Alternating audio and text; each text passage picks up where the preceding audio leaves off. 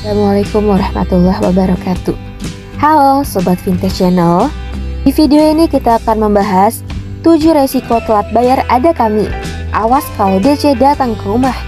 Berbagai macam pinjaman online seperti Ada Kami dan yang lainnya memang memberikan kemudahan dalam melakukan pinjaman dengan syarat yang mudah. Namun, melihat resiko telat bayar Ada Kami dan pinjaman online lain, tampaknya penjual ini tidak jauh dari kesan rentenir. Bagaimana tidak? Resiko yang harus ditanggung peminjam tidak main-main jika memang terlambat melakukan pembayaran. Namun, tentunya masih ada pinjaman online yang tidak seperti itu karena mereka terkadang memberikan keringanan. Meskipun diberikan keringanan, telat membayar pinjaman terlebih pinjaman online tidak disarankan.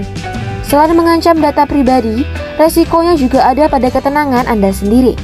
Salah satunya kejaran debt collector. Agar lebih yakin saat hendak meminjam online, ketahui resikonya sebagai berikut. Yang pertama, akan dikenakan denda keterlambatan. Kebanyakan pinjaman online menggunakan sistem aplikasi yang akan memantau pinjaman pengguna, mulai dari kredit skor, tenor pinjaman, bunga, dan lain sebagainya. Begitu juga dengan Ada Kami. Aplikasi pinjaman online ini juga akan memantau setiap pengguna yang memiliki hutang. Jika pengguna telat membayar pinjaman, sudah dipastikan akan dikenakan sanksi berupa denda keterlambatan. Denda tersebut biasanya akan dikenakan per hari.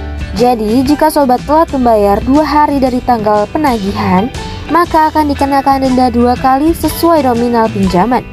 Sebelumnya, pihak Ada Kami akan memberikan peringatan kepada pengguna mengenai penagihan pembayaran hutang. Jika terlambat, mungkin akan dihubungi atau bahkan diingatkan kembali oleh pihak Ada Kami. Yang kedua, bunga menumpuk. Selain denda keterlambatan yang akan didapat, resiko telat bayar Ada Kami yang lain adalah menghadapi bunganya yang terus menumpuk. Aplikasi pinjaman online itu umumnya memberikan pinjaman secara cepat dengan tenor yang cepat juga loh.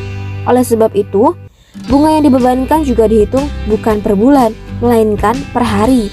Aplikasi Ada Kami termasuk pinjaman online yang membebankan bunga yang cukup besar, yakni 0,8% per hari. Bayangkan saja, jika sobat memiliki tenor yang panjang dan sesudah itu telat membayar, bagaimana ya? Bunga akan numpuk dan pembayaran menjadi semakin banyak. Untuk tenor 10 hari saja, bunganya sudah menjadi 8%. Itu artinya, jika sobat meminjam uang 1 juta, bunga yang harus dibayar adalah 80.000. Yang ketiga, kredit skor menurun. Setiap pengguna yang melakukan pinjaman dana Ada Kami akan mendapatkan kredit skor. Kredit skor itu merupakan penilaian pihak Ada Kami untuk setiap pengguna. Gunanya untuk melihat apakah layak atau tidaknya pengguna tersebut untuk menggunakan aplikasi. Sebagai seorang pemberi pinjaman, tentu sobat tidak ingin meminjamkan uang pada orang yang sulit ditagih dan lain sebagainya, bukan? Begitu juga dengan Ada Kami. Jika skor kredit seorang pengguna rendah, maka akan cukup sulit untuk mendapatkan pinjaman. Penurunan skor kredit ini juga dapat disebabkan salah satunya oleh keterlambatan pembayaran yang sobat lakukan. Oleh sebab itu, bagi sobat yang berniat akan meminjam kembali atau sekiranya membutuhkan dana pinjaman kembali di Ada Kami, jangan pernah telat untuk membayar tagihan ya. Yang keempat, kesulitan melakukan pinjaman berikutnya. Seperti yang sudah dikatakan sebelumnya, skor kredit yang rendah dapat menyebabkan sobat kesulitan dalam memperoleh pinjaman berikutnya. Pihak Ada Kami akan menilai bahwa sobat adalah orang yang tidak bisa dipercaya untuk dipinjami uang. Pengajuan pinjaman sobat setelah membayar di waktu yang sudah terlambat mungkin akan dipertimbangkan kembali atau bahkan mengalami penolakan.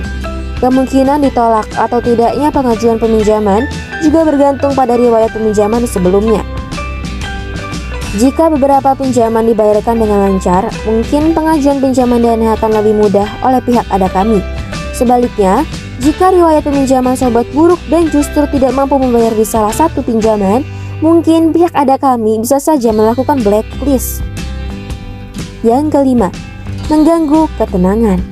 Resiko telat bayar ada kami yang satu ini memang paling mengganggu. Bagaimana tidak? Selain dibayang-bayangi oleh utang yang menumpuk dengan bunga dan denda yang terus mengalir, selama belum melakukan pembayaran, sobat juga akan diganggu oleh SMS pihak ada kami. Dari beberapa review pengguna yang beredar di internet, banyak sekali orang yang mengeluhkan cara penagihan keterlambatan dana ada kami. Beberapa dari mereka sangat menyayangkan pihak penagih karena menggunakan bahasa yang kasar dan lain sebagainya. Tidak hanya berupa SMS, penagihan pembayaran juga dilakukan melalui panggilan telepon dan terus-menerus diterima selama belum melakukan pembayaran. Hal ini tentu saja bisa menjadi pengganggu aktivitas, terlebih jika telepon diterima saat jam kerja di kantor. Jika memang tidak ada tanggapan dari peringatan SMS dan telepon tersebut, mungkin pihak ada kami juga akan mengutus debt collector untuk menagih pinjaman sobat ke rumah. Hal ini tentu akan semakin menakutkan, mengingat biasanya debt collector itu sedikit lebih tegas. Yang keenam, masuk dalam blacklist Slick OJK. Tidak hanya mengajukan nominal pinjaman ke aplikasi pinjaman online, sobat juga pastinya akan diminta melampirkan beberapa dokumen dan sejumlah persyaratan lainnya. Hal itu agar sobat bisa diperiksa terlebih dahulu dan pihak ada kami memiliki jaminan berupa data pribadi. Beberapa dokumen dan data pribadi tersebut diantaranya adalah NPWP, KK, KTP, slip gaji, akun internet banking, dan lain sebagainya. Dengan begitu, otomatis pihak ada kami akan mengetahui nama lengkap, alamat, rumah, nomor kontak orang terdekat, dan data sobat lainnya. Jika sobat terlambat membayar tagihan atau bahkan tidak bisa mengembalikan dana pinjaman, maka kemungkinan pihak ada kami akan melaporkan data sobat ke pihak OJK yang berujung di blacklist. Masuk ke dalam daftar hitam OJK ini jangan Anda sepelekan karena berujung kesulitan.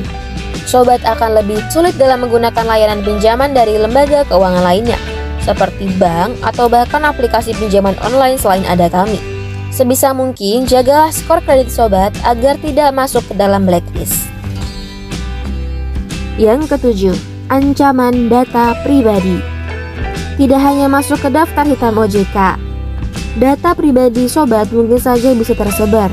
Hal ini memang kerap dijadikan ancaman oleh pihak penagih, terutama jika pinjaman online tersebut belum masuk ke daftar OJK. Meskipun disebut sudah masuk ke daftar resmi OJK, nyatanya masih banyak pengguna aplikasi pinjaman online ini yang mengeluhkan karena mereka diancam akan disebar datanya. Entah hal ini benar atau tidak, sebaiknya sobat harus tetap waspada ya. Tersebarnya data pribadi ini tentu akan sangat merugikan sobat ke depannya, seperti penyalahgunaan data untuk kejahatan dan lain sebagainya. Setelah tahu beberapa resiko telat bayar ada kami, keputusan selanjutnya ada di tangan sobat. Apakah sobat meminjam atau tidak? Sebagai antisipasi, sebaiknya perhatikan kembali tujuan sobat mengajukan pinjaman. Apakah penting atau tidak? Sekian, semoga video ini dapat bermanfaat untuk kita semua. Sampai jumpa.